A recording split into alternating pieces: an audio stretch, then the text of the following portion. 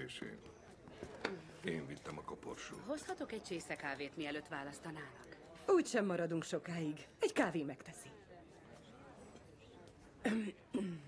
A hétvégén elmegyünk.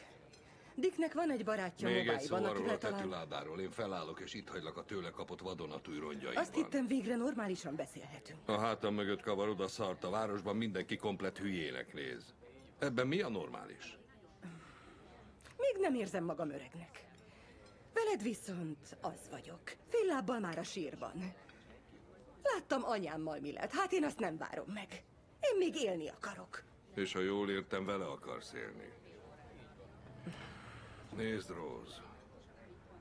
Ha az ember megbetegszik, mindent megtesz azért, hogy mi hamarabb meggyógyuljon.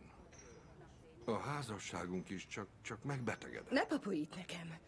Azóta beteg vagyok, hogy beköltöztem abba a húzatos házba. Mindig be volt fűtve.